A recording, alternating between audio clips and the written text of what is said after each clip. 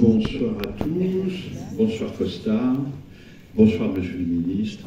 Ça fait toujours plaisir de voir un ministre de la Culture à la Cinémathèque française. Soyez le bienvenu comme toujours, bonsoir à tous. Pour ceux qui ne la connaîtraient pas, je vous présenterai Gilles Vial, des Films du Losange, vous pouvez l'applaudir.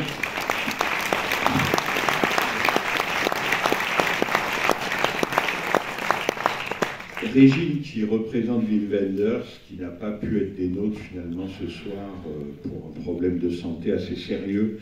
Mais Régine va nous en parler malgré tous ses efforts.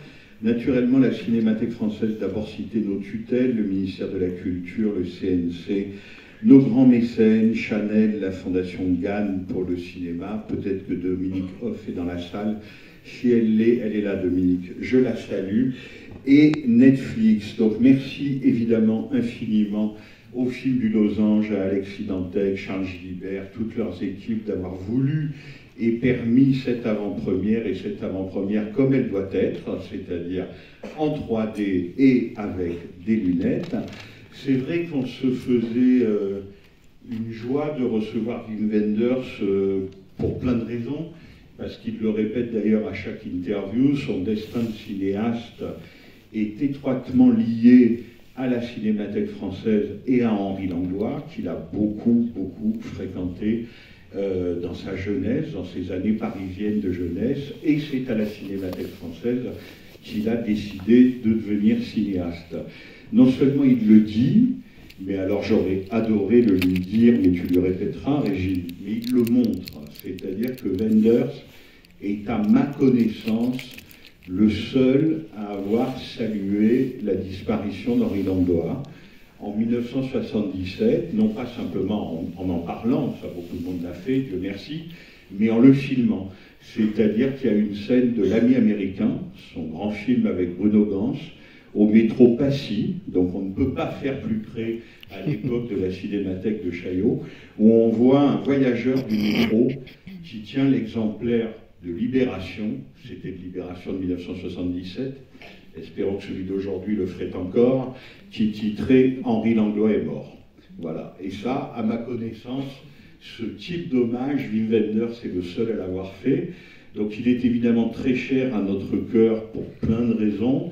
Le film que vous allez voir ce soir, c'est le film d'un Allemand qui, comme Anselm Kiefer, tous les deux sont nés en 1945, donc tous les deux sont nés parmi les ruines, et je pense que ce film est vraiment dans la veine allemande de Wim Wenders, c'est-à-dire dans sa difficulté à lui à représenter cette génération de l'immédiate après-guerre. Il avait déjà essayé, bien sûr, et dans un très grand film qui est Les Ailes du désir, par exemple, et qui se passait à Berlin, et où il y avait de nombreux documents d'archives qui montraient Berlin en ruine.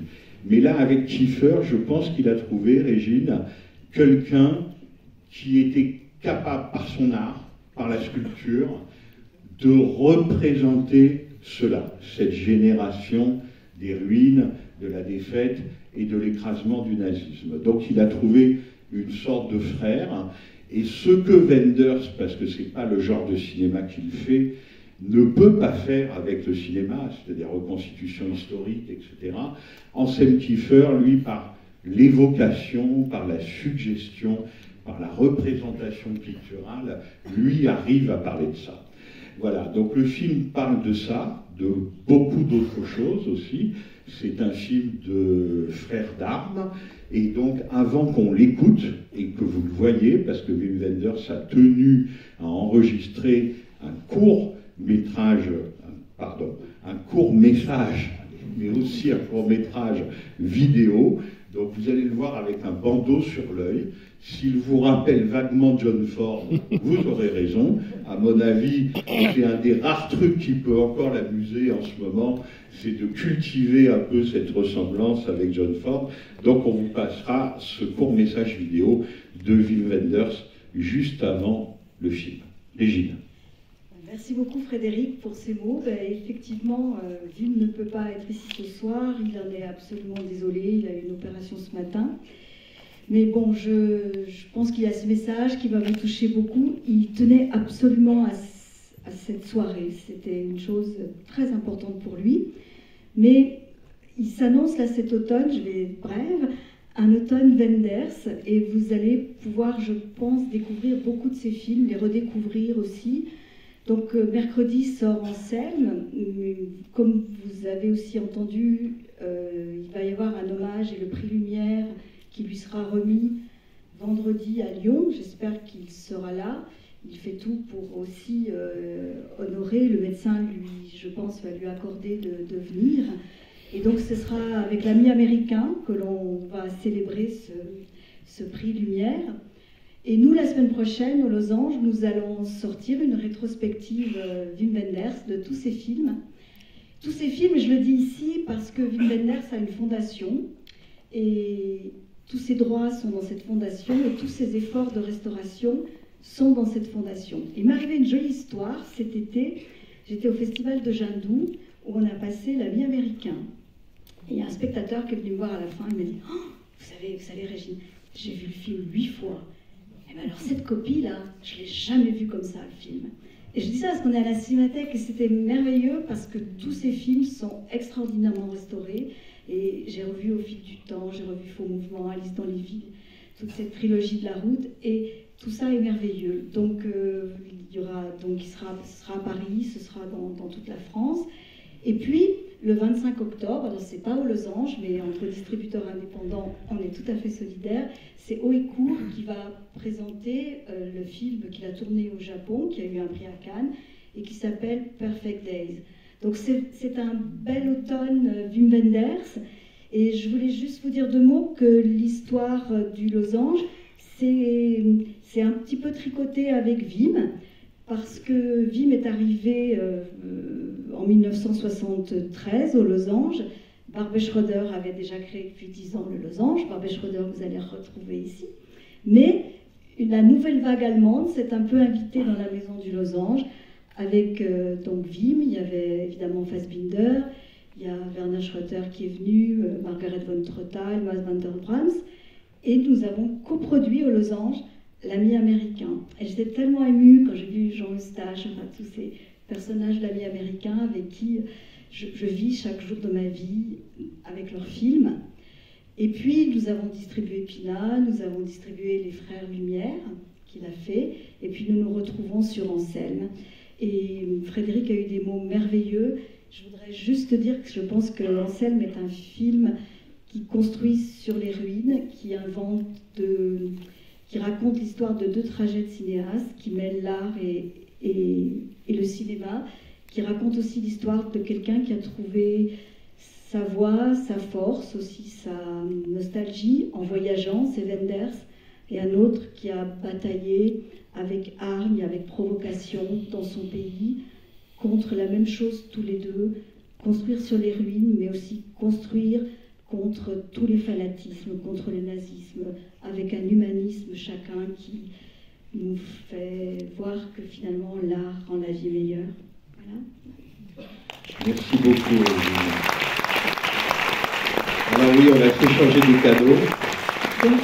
Alors tu donneras à Wim, et j'espère qu'on va le revoir très vite et très en forme, donc ce fauteuil d'honneur de cette salle Henri Langlois. C'est pour lui, tu lui remettras, et j'espère évidemment qu'on le verra vendredi pour la remise de son prix Lumière à Lyon, et qu'on le verra dans la meilleure forme possible. Et de sa part, je remets à la Cinémathèque française et à Frédéric un traitement en français qu'il a écrit de Paris, Texas.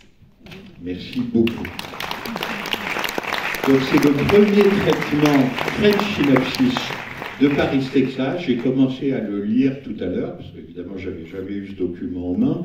Ça sera pour les chercheurs, hein, ça sera dans les collections de la Cinémathèque française et facilement accessible.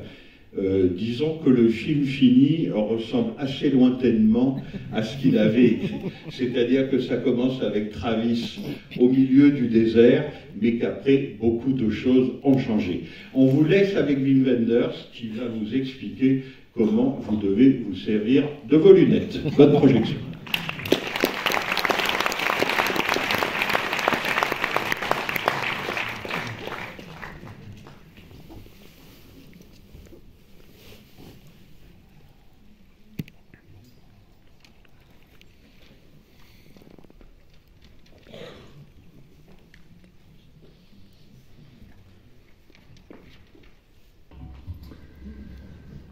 Bonsoir, cher public à la vraie, seule et magnifique Cinémathèque de Paris.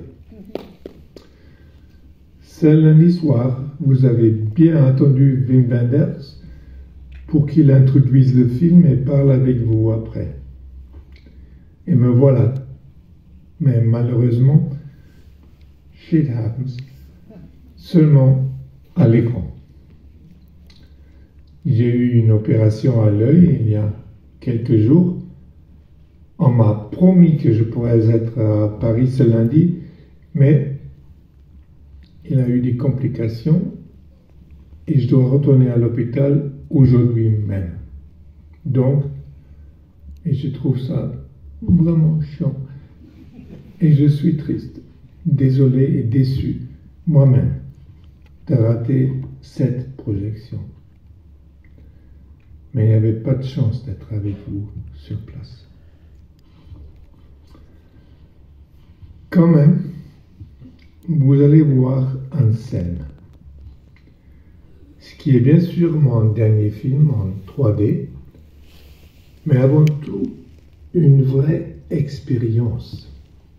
Elle va vous mettre en plein milieu du royaume de Hans Kiefer. Ces endroits et son art sont assez incroyables et uniques au monde, et vous seriez là.